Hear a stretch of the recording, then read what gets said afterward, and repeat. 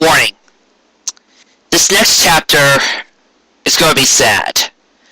I mean, the ending is going to be real sad.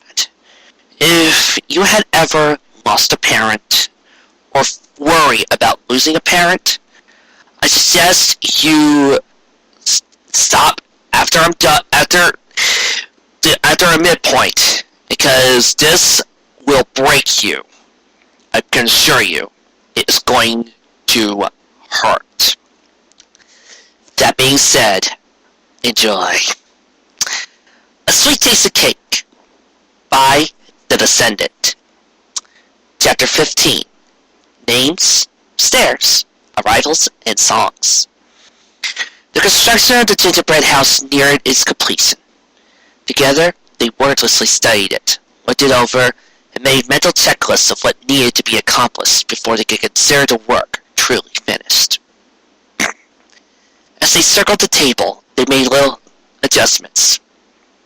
Pieced back together some loose bits of trim, straightened the gingerbread ponies, and pasted a few more candies to even out the physical balance. As they went, they were suddenly aware of the sound of hooves overhead, ringing out softly across the ceiling above. Pinkie had been out late last night, rehearsing her part in the heartwarming Eve pageant that she was going to perform that very evening. They had not woken her. They knew that the train trip to the capital and all that involved would tax even her abundant energy. As they listened, her voice seemed to float down the stairs, the pure tone of the mare filling their bakery and home as it lifted a holiday tune. Above them, the sound of her bathtub filling crossed over them, and the old pipes rattled in a sort of harmony with her song. Carrot looked up the cupcake, saw her too listening to the cheerful strains of Pinkie's song. In the few years that had passed since her arrival, they had become accustomed to her voice, her bounce, her very presence in the house. Truth be told, they were very glad for it, and learned from it. Come to see her as, "Ah!" rose the voice of the pink mare, the expression behind it evident even as it fell quietly down the stairs. At once a look shot between them. Immediately, Carrot and Cup had leapt for the stand nearby. A few moments later, when the water began to erupt out of the sinks, come cascading down the steps and dripping through a few weak spots in the ceiling. The couple stood together, their umbrellas open above the gingerbread house, protecting it from any harm. As the water began to slow, they simply stood there, knowing as they had come to know that life with Pinkie Pie was a daring adventure or nothing, one that they had accepted as part of the greater journey of their marriage. As they stood there in the dripping kitchen, holding the umbrellas awkwardly, she pressed herself into his chest once more. As he lowered his head over her, they sighed and laughed, soaking in the absurdity that had become such a welcome part of their lives, and all that came with that. It would have been easy enough to get mad, to demand an explanation from the young mare. Instead, they simply swayed together as the last few drops fell, knew how Pinkie would react, and knew how they had learned to react in time with her. How they too had grown from having her here. It was all part of life with Pinkie. A life that they had welcomed indeed. Instead, all that they did was continue to rock one another, and protect the gingerbread house. The dollop of white frosting upon Carrot's nose still the only pressing concern in Cupcake's mind, as the warmth of the ovens began to turn the water into vapor, embracing the mugginess that overtook the kitchen. The summer that had arrived after Pinkie had come was perhaps a little cloudier than most, maybe just a few degrees colder on average. The Pegasi doing their best to satiate the needs of Equestria while striking an equilibrium with the world outside its borders. There were still more than enough days to go swimming and sit under a shady tree, to find blackberries and stay up late into the warm nights. Under their tutelage, Pinkie was becoming something of an accomplished baker, even if the going was difficult at times. She had taken to all that Carrot and Cupcake had sought to teach her with arity and gusto. It was her lack of focus that sometimes resulted in problems. More than once she had returned to a project only to begin the next one, discovering the burned remains of a torte or charred crusts of pies deep within the oven. With a sheepish smile, she would clear away her own mess and begin again. One day, as Cupcake had begun working in the kitchen, she called for Carrot to see a customer in the showcase room. As she did, she remembered that he had gone into the city, seeking to talk to a supplier who seemed to not know the difference between dozen and gross. She began to clean herself up when the sound of Pinky's voice lifted from the room beyond. After a moment, laughter flowed from the room. Cupcake listening in as the cash register rang out for the first time under the hoof of the younger mare. To her surprise, the talking continued, and the laughter rose again. The cash register sounded out once more. As she began finishing cleaning herself, she went out to the room where all the treats stood awaiting purchase. "That new girl of yours is quite the whip," said an older pony in a crumpled hat, a wide smile across his face as he waved. As he departed the store, Cupcake looked at the beaming Pinkie Pie. "Pinkie," she asked, "did you just wait on your first customer?" "Oh yeah, hey, I guess I did. I did do it right? I mean, the money's all there," said Pinkie, opening the cash drawer once more and suddenly looking very concerned. "Of course it is, dearie," answered Cupcake, assuaging Pinkie's fear. "I'm just surprised that you seem to enjoy it so much." "Did you enjoy it?" "Well, yeah, I did. I like talking to ponies, and ponies like talking to me, and if I could I'd meet everybody and be nice to everybody, and..." Cupcake smiled to her. To Pinkie's surprise, she felt Cupcake leaning into her. And with that, she grabbed her up in a hug. Carrot Cake returned to his shop with a refund check. To her surprise, it was Pinkie Pie who placed it within the register, a rather full-looking tip jar being evidence of the success of her interaction with the patrons of the bakery. Clearly, working with other ponies was not her weakness. Her problem was focus. Within the mare was something that didn't seem to be falling into place, something that was blocking her larger attempts to utilize her mark. It was something wrong inside her.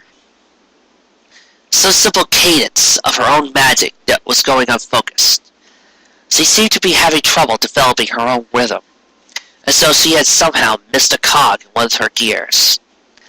She would begin to sing a song or dance a dance, and with that, all of her abilities would clog up, and she would seem to freeze. Carrot and Cupcake would see that she wanted to power through it, to utilize that part of herself. But it was somehow as though that part of her was blocked up. A part of her that simply had to release itself as randomness. A useless expenditure of energy that seemed to draw out more of her than it provided.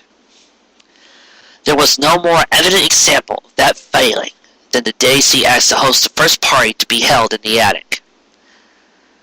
Upon reopening the passageway that they had long assumed was a closet, they now had a way to access the room without passing through any of their living spaces.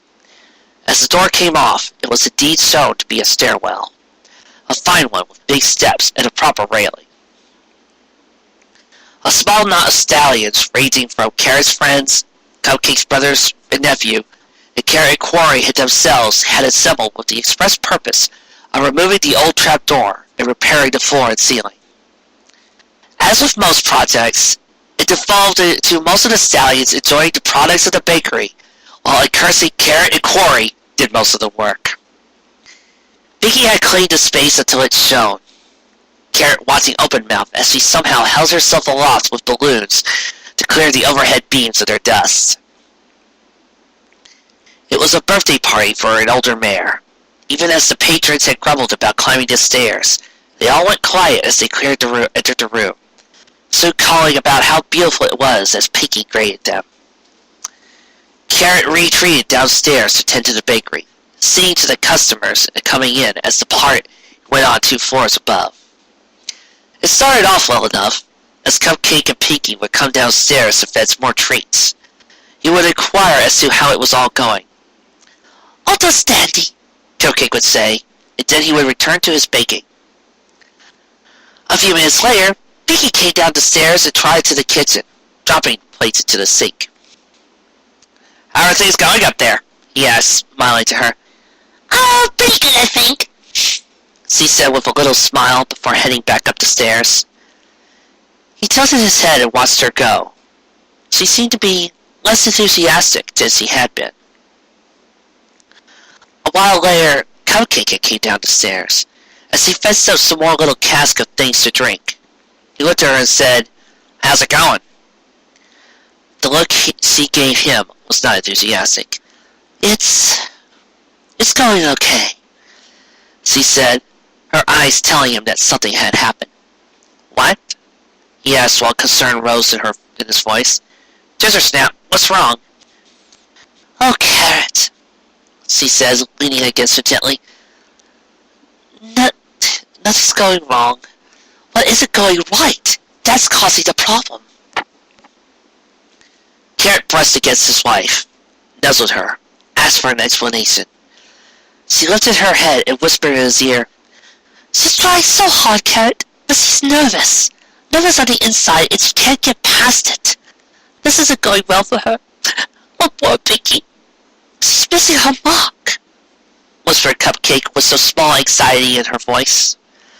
With that, she trotted off again, leaving him struggling to understand how the ball of energy that had bounced into their lives could be nervous about anything. This was not good. That word again.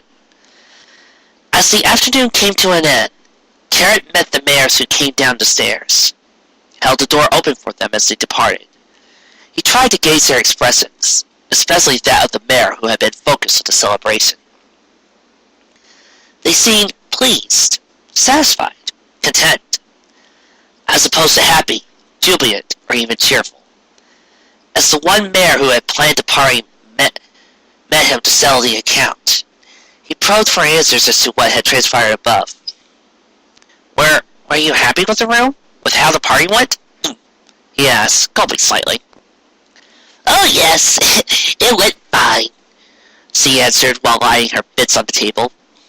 Silence reigned over the room as he wrote out her receipt. Nothing went wrong, did it?" he asked as he passed it to her. "Oh, well, no.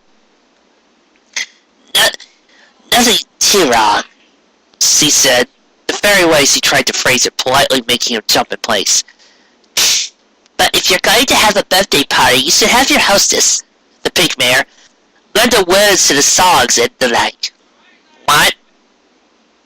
He breathed a disbelief shot through him. "I'm sorry, it's our first party here, you see, our first ever in that room." "Well," she said, stuffing a few bits into the gratuity envelope, "thank you for using it, and best of luck with it in the future." With that, the mayor laid the envelope on the counter and trotted out the door. Before the door had even went completely shut, he was already going up the recently discovered stairs, grabbing wildly at the envelope as he went. Pinky had told him about dozens of parties she had thrown. Every fall in elementary school knew the words to the birthday songs. Something was wrong. This he knew. He continued straight up the stairs rather than turning through the former closet. Went up to where the door to the upstairs room met him. Cupcake stood there, as though knowing he would come. As he gained the landing, she put her hoof in his and pointed across the room. Piggy stood there, slowly pushing the garbage can around from place to place, filling it with trash, leftovers, and at times seeming to try to stuff entire tables into it in an absent-minded fog. To their surprise, her mane and tail hung limp, as though life had come out of it, and as she went, she gave little sounds of worry. Carrot and Cupcake came trotting forward. As they did, she tried to smile at them. As she saw them looking at her, she realized her attempts were for nothing, that they could see the expression going across her. I don't know what went wrong, she cried, seeming to jump in place, moving a little circle. I've thrown hundreds of birthday parties, hundreds and hundreds and hundreds and hundreds of parties. I don't know why I... Cupcake followed her as she began to trot to the far side of the attic, raised her hoofs as she cantered back toward them. I don't know. Don't know why I could sing, she said as she plopped herself down in the middle of the room, her eyes beginning to water. I don't know why I could dance. I do. I tried to all the time, but this time I couldn't, and I'm so sorry, and now nobody's gonna want to have a party here, and we... Cupcake nuzzled her, sat with her as Carrot stared on in sympathy. A few words dripped out of Pinky, Cupcake literally lowering her head to try to hear them. When the pink mare spoke again, Larry came out as a ball. Pinky, she said, gathering up the hoof of the pink mare. What's wrong, dearie? Oh, Pinky, please say it again. All of a sudden, I miss my mama and papa. I found my mama and papa. She said as tears began to fall from her big blue eyes. In one motion, Cupcake was cradling her, rocking her. Carrot could see the emotions filling her now. She was afraid and uncertain. She didn't understand why her own magic, her own mark, had failed her. My Granny Pie said to giggle at the ghosties till they go away, but this isn't a ghostie. It's me. I can't giggle at me. I don't know how to make this go away. I don't know what to do. What to do. What to do. She was simply too far from home, a little filly fresh off the farm, away from her family and dealing with something she did not understand.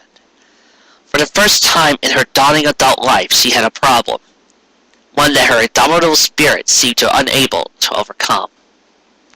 He watched as Cupcake cradled her, rocked her, and made sussy noises. I'm so sorry!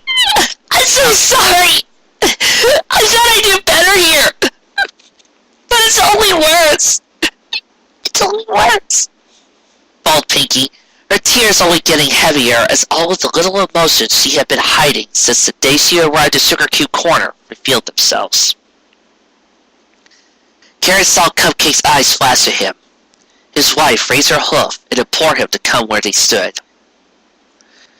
He came to them, sat down with them, uncertain about what he should do.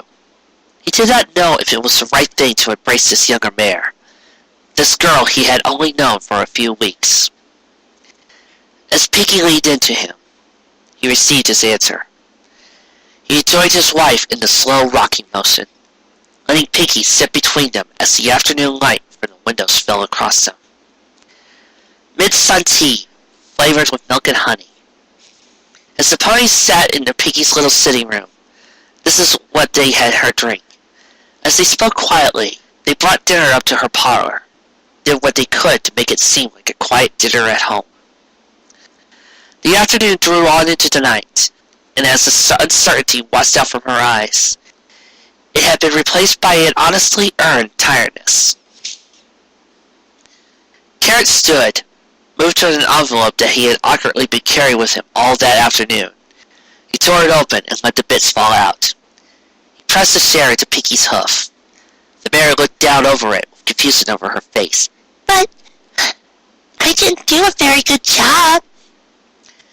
You did the best you could, Pinkie Pie, he said, trying to sound something like he had imagined a father would sound like. And without you, the room would never have been used in the first place. He turned back to her, looking at him with a surprised look settled over her. You did okay, Pinkie Pie. You did fine. Finally, after long hours of waiting, her smile had returned to the rooms above the bakery. Carrot and Cupcake walked out the darkened suite a short while later, gently closing the door between them. As they walked down the hallway to their room, yawns of their own lifted to them, the two leaning against each other as they went. He waited for her as she finished preparing for bed, let the sounds of the summer night come drifting through the windows. As she left the bedroom, she came up to him, sat down at the side of his bed and looked out, searching through his eyes. Yes, he replied wordlessly. I knew it would be difficult. Yes, his eyes told her. We will find a way to help her. Yes, his eyes stated. We will help her get through this. Yes, this is a rocky part of the journey. One that I'm still very, very, very glad you're here to help me along. She smiled down at him, kissed his nose, forehead, drew his ear through her mouth with the lightest of nibbles. I knew you wanted kids, she whispered, once more drawing out his laugh, touching her forehead to his as the night air filled the room. The next night, they went to the dinner at the big house the quarry had built. 6 adult ponies sat there, each enjoying the company of others and the bounty that the summer had laid before them. It looks good on you, Mom, said Carrot, placing a kiss upon his mother's cheek as they took their seats. Ruby Quartz sighed. Cupcake followed her gaze to where 3 plates sat empty chairs. Seeing her older sister so made Cupcake realize that she was wistfully recalling the days when her children did not have the hectic responsibilities and social calendars that adolescence seems to drag along in its wake. Seeking to break the somber tone of that her sister's side had settled along the table, Cupcake broached the topic of what had happened with Pinky. Inside seconds, the 3 older mares at the table had all begun leveling motherly advice upon them. It's her nerves. Cupcake, for being in a new place. Yeah, I got to her mark. Let her explore it. This happens all the time. If you know if you had kids of your... All the faces in the room turned to Ruby Quartz. Saw the mare already laying her hoof across her mouth. Inside a second, she was out of her seat and to her sister and brother-in-law, laying her head to each of them. Oh, I am so sorry. I didn't mean it like that. I meant that you would have learned how to deal with it if I mean, or if with you. Oh, I'm an idiot. I'm sorry. I'm sorry, sis. Oh, it's okay. I understand. Don't worry about it, so. Cupcake said as she answered the nuzzle with one of her own. Quiet returned to the table. The meal progressed, and soon a rumbling voice returned to the topic that had sat unanswered across the serving dishes and basket of rolls. "Hello," said Corey. "Clyde did say that she was having trouble before. That he was worried being on the farm had stifled her. He was even afraid he was killing her, what with her not coming in off the farm all that often. She may just need some focus, something to latch on to grow from." Carrot and Cupcake pondered the words of the big stallion as they poured drinks for one another, sat there taking small sips as the conversation rolled across the table. Why, the same thing happened to me when we opened our first dance studio, said Cheesecake. didn't it, Wissy? "Oh, yes," replied Wissy. "Well, for the first day I had to lead you around, help you gain your confidence, you freeze up." Oh, if I only had given her some of my confidence now, said Cheesecake. Too bad dancing isn't her mark. She hasn't said anything about it, has she? Or singing. The air above Cupcake and Carrot filled with a purple haze as the two simultaneously spat up their drinks and then stared at Carrot's mother. For those who only knew Pinky before the lessons, to see her afterwards was so witnessing a torrent of water which had been released from a dam. For those who only knew Pinky before Cheesecake had begun coming around to Sugar Cube Corner and helping her find her voice, was to give rise to her feelings through song. Meeting her was like meeting a new pony, one made of energy. For those who knew Pinky before the lessons that Cheesecake gave, the lessons that allowed her to finally break free of her small eternal restraints, it was as though they were finally allowed to meet the mare for the first time. It was as though she was now truly free. She had danced before, or something like on the farm, but never as openly and as with much joy. She had sung before, or tried to, but nothing like she did now. Now her voice was clarion and clear. It filled the upstairs room with its sound as the lessons freed her. As the lessons came to an end, Carrot and Cup climbed the stairs, stood in the doorway, listening as Cheesecake led Pinky in another song. As the pink mare twirled and bounced through the hazy summer sun that entered the room, they beamed upon her proudly, as though looking upon, they could only clap, pound their hooves to the wooden boards, and smile back at her as he bounded over to them. Together the four descended the stairs, and then sat around the parlor behind the kitchen, drinking iced juices to fend off the heat as the warm day crossed in through the screens that sat in the windows. I am very proud of you, Pinkie Pie, said Cheesecake, looking up to her stood as the younger mare collected to use their cups. You made so much progress. Are you happy, dear? Do you feel like it's so helped? Right, it really has helped, she said while balancing the cups on her nose, turning around before them in an effortlessly display its skill. Pinky stopped and looked back over the three other ponies before her, happy to express it once more selling Cheesecake. You know, it was really, really, really nice of you to do that because nobody else had ever helped me to sing a dance before except Granny Pie. And on the farm, we never danced before I got my mark. And we didn't sing that much even after I got it, but my Granny Pie tried to teach me. The assembly waited as Pinky stopped to breathe. You remind me of my Granny Pie, Pinky concluded, placing extra emphasis on the last few words.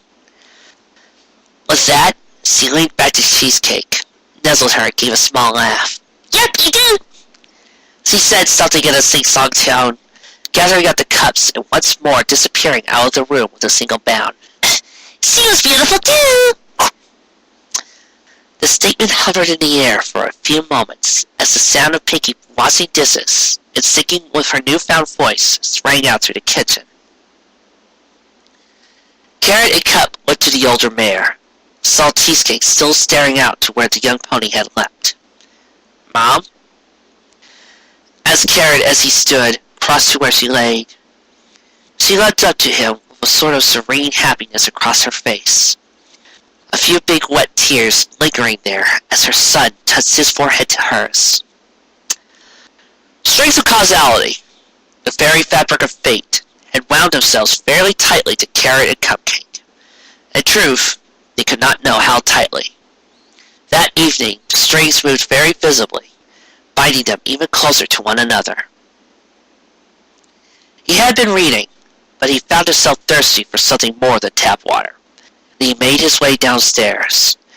To his surprise, she was not in the parlor working on some small crafts as he had left her. Carrot entered the little den that served as an office for the bakery, saw his wife writing, her head down across the page as she worked the pencil with her mouth. "What's you writing, Sugar Plum?" he asked as he tried to peek over her shoulder. She startled suddenly, gave a yelp, and tried to cover what she had been writing with both her hooves as she seemed to lift an air in alarm. Oh, nothing, she answered unconcernedly. Really? He said, trying to glance around her, she only drawing the paper closer to herself. With that, he arched an eyebrow. A thought passed through him, and he did his best to copy her cunning little smile. You wouldn't dare, she answered, a recognition going through her face as he stood over her and pressed her tail gently to the pillow, pinning her in place. You're going to tell me what it is, honey bun? He said with a malicious grin. She wrapped up the paper to her chest, looked at him with a smirk wrapped inside a pout. Okay then. Cupcake's ticklish spots were as well known to Carrot as his own name. She laughed and squealed. He found them one by one. His hose danced along her ribs, her neck, and up down her legs. When her head tossed to one side, he was soon to the other. When she brought up her foreleg to shield herself, his hoof went into the space between them. For Carrot, it became like a concert. He, the conductor of a symphony that filled the little room with her laughter. As he sped his hoof along her, the the sound of her voice ringing out with giggles entertained the stacks of paper, the notebooks, and the cup full of pencils and quills. The paper had long since fallen away from her chest. He did not reach for it. If she wanted to tell him, she would, and he knew she no longer had any secrets from him. That if she was not telling him, there was a good reason. When it was important for him to know, she would tell him. He trusted his wife, just as she trusted him. Besides, he was otherwise occupied with the squealing, giggling, laughing, squirming form of a beautiful blue mare pinned beneath him. Whatever a single piece of paper spoke of could hardly compete with that for his attention. Or so he thought. Okay, stop. She called as he tried to catch her breath. With that, his assault ended. He parted his hooves, stopped pressing her tail against the pillows, and allowed her to move again, even as he still stood over her. Cupcake folded her forelegs to her chest, and then looked up to him, her rosy eyes as she gave a few more satisfied giggles. Her expression became slightly more serious as she rolled to her side and gathered up the paper. He looked it over with her. It was a legal document of some kind. Extra space filled out with her perfect little writing, the one that was oddly the same whether hoof or mouth written. I had wanted it to be a surprise, she said, her voice slightly trained. I'm sorry, he said after hearing her voice catch. I'm sorry, honey bun, No, she said, running her hoof across his foreleg. it's okay. I'm just thinking about how this would change things, and I wanted to be sure about it. He looked down across her once more, saw a reflection deep in those eyes. I've been wondering about this, thinking about it quite a bit. A lot of couples do it, and when Piggy Pie mentioned it all those weeks ago, it kind of jumped at me, you know? She said, laying the paper flat. Carrot looked over the sheet again, scanned it for meaning. Right across the top stood a rather officious-looking title, one that was so banal for the heavy meaning it carried. For 47B, legal request for official change of name. He looked down to her again and saw a dawning sentiment growing over her, one that made him very happy. A lot of married couples are doing this now, you see, she began, turning back to him. and ours is really easy to do. I just become cupcake. 2 words instead of cupcake. 1.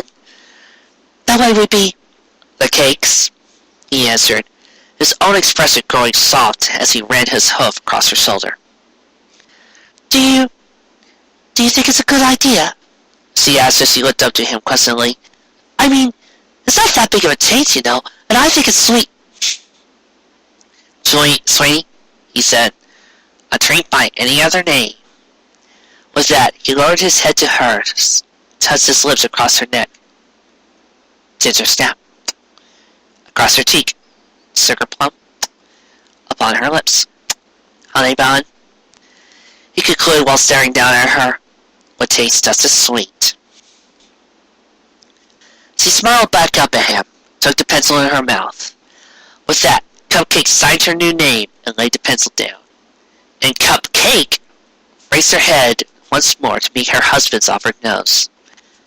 I love you, Mr. Cake, she said as they made the small, soft motions with one another. I love you, Mrs. Cake, he said as his touch flew through her and back to him. As they parted from to touch one another, he realized that he was still standing over her, still stood in the position of defector, engaged in a battle that only ended minutes before. He looked back down over her and saw her realize the same thing. Oh, she said, smiling up. were we in the middle of something? Don't forget to nibble behind her ears, came the voice of Pinky, bouncing by the wide-open door of the den to fetch a drink for the kitchen. That's where I always used to get her real good when she would babysit us. Oh, is that a fact? He said as Pinky politely closed the den door. Piggy only smiled to herself as she saw the look of pleasant surprise go across Cupcake's face as this long-forgotten secret had been revealed, one that was soon to be explored in earnest. Strings of causality. They are the very fabric of fate. They stretch and twist, snarled and get snagged. They also lie beside one another, woven and knit. One can only tie, although many though bind, hundreds clothe. The story of the journey that the Cakes had been on was more than just a journey of their own romance. It was a story of how their love had drawn these strings around them, how they had tied others to them, and how ponies around them had all been draped in the fabric that they had knit. Had Ivory's script not been bound to Cupcake, then she would never have helped anyone to help her in her plan of the game of this. And Ivory would have grown up without any pony to confide in, may not have had anyone she trusted enough to gain her confidence that won her the office of mayor. Of course, without Ivory, there would be no meeting at all. She was the one who pulled Carrot and Cupcake together, pulled willfully on the strings. If Ivory's father Ledger had not employed Carrot, they would never have seen each other in the first place. And if Ivory had not told him of his part in the game of this, he may have told Quarry about their relationship. Then it would never have begun, never have been allowed to prosper and bloom. Strings. The strings that were once limp went taut as Cupcake and Wishywell reunited through the love of their children, as their friendship had been reborn. If the strings had not pulled Clyde toward the door of the hospital alone and trust, there would never have been a place for Pinky to grow. She would perhaps still be on that rock farm, her mark going to waste. Love had made the strings. The love that Cakes had let grow between them, that had covered all the ponies in their lives. Love had unknowingly conquered all. If Carrot had not come into Quarry's life through his daughter, he would still be filled with rage, owned by his wrath.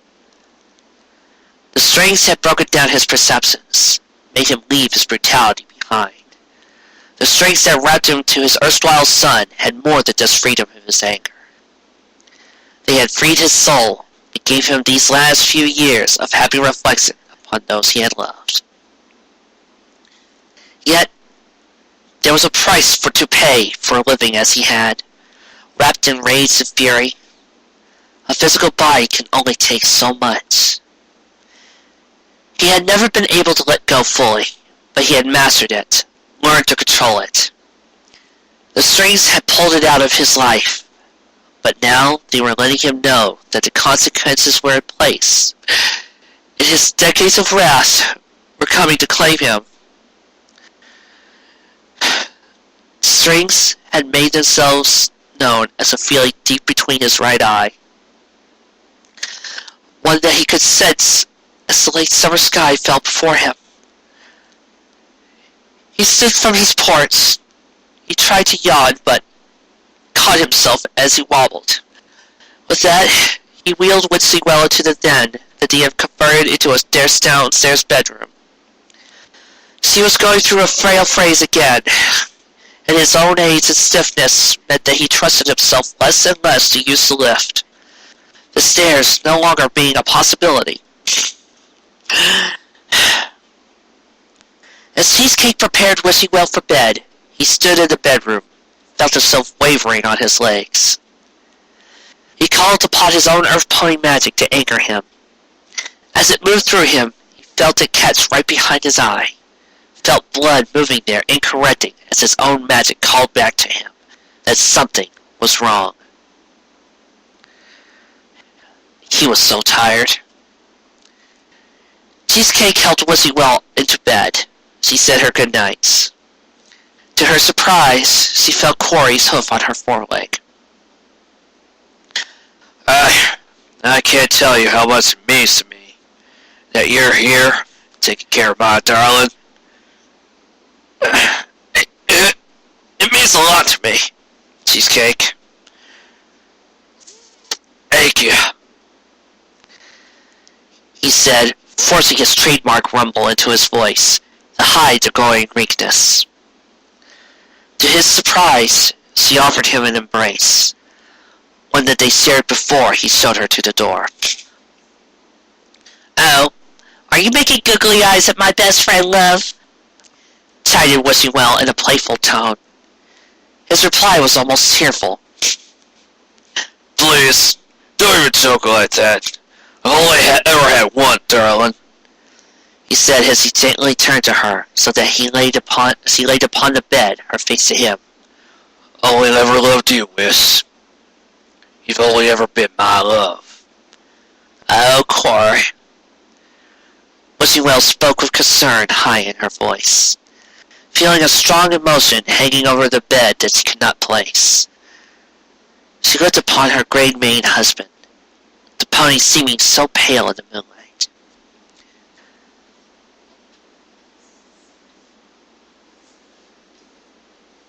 I'm sorry, love. She apologized as she reached for him. I was only joking. You know that I don't think that. Corey leaned forward and kissed his wife. As they lay in the gaze of one another, he wrapped his hose around hers. Together, they spoke about their lives for a little while, the happy and the sad. As they did, he waited for her to fall asleep. He fought to stay awake, fought the wavering sense of withdrawal that was falling through him. As they lay there in their bed, their hose wrapped around one another, he whispered, I love you, Wish. I love you, darling. And with that, she became the last thing he saw as he closed his eyes. About 2 hours later, Corey realized he no longer had any need for his body, so he left it lying there upon the bed. He looked across the deflated form. There he saw all of the old scars and gray mane that had once been black, the mark of a ladder raising out of the black of a pit of stone. He said, leaving his aches, pains, and remorse there in a heap of flesh. He let his kiss waft across Wishingwell one last time, and moved across his home. He moved down the path and past the gate as the world sat in a perfect light that flowed from neither sun nor moon. He did not walk, did not have a body to move. Instead, it was as though he had saw himself as he always wished to be. As he went, all of the hate, fear, anger, wrath, and feelings of doubt fell over him. They dropped from him as though they were plates of armor that, as they fell onto the earth, it dissipated in clouds of Magica Fasto. He was running. He felt himself young again, felt as he had not felt since he was the 12-year-old colt who had not yet been robbed, not yet felt hunted. Above him, stars so brighter than any he had ever seen. He was aware of them, felt them. At once, he was aware of many things, of his sons and their homes in Manhattan, and in the officer tent, of his daughters lying close to the ones they loved. He was aware of his granddaughters too. One asleep in her bed, the other sleeping across from her books, and his grandson trying to sneak back home long after curfew. He laughed long and loud as he ran, not tiring in the least. Later! He called, his grandson seeming to catch the word as a whisper on the breeze. At once, his black mane was flying around him, caught in the winds that rose from the shaft of shimmering light. He flew to it, and as he came closer, a figure stood there, one that was fast, powerful, and angelic. As he looked upon the face, he realized it was a pony, one that he had seen nearly 4 decades earlier, one that he held close to his chest as the short life came to an end. He nuzzled his son, and with that, his boy led him down the long stairs. Well-being and a sense of completeness watching over him as he went down the steps. There was a great vast pool, and with his son, he went pelting across the short beach and down the waters. As the warm waters washed over him, he felt the presence of many ponies. His parents, his brother who had been killed in the wars. These and so many others met him as his soul became water, as love itself was liquid. And he floated through it and was made of it. Being quarry means finally being free to let all of your intentions fall away. Being quarry means that there is finally nothing that consumes you. Only rest. Being quarry means enter the well of souls. And finally finding peace.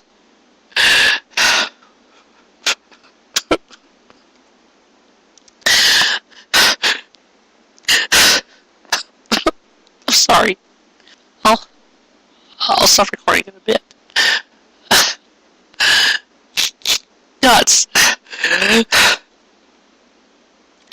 Darn you, descendant. You just had to. You just had to write something that was so beautiful. I'm okay. Really, people. I am. I'm good.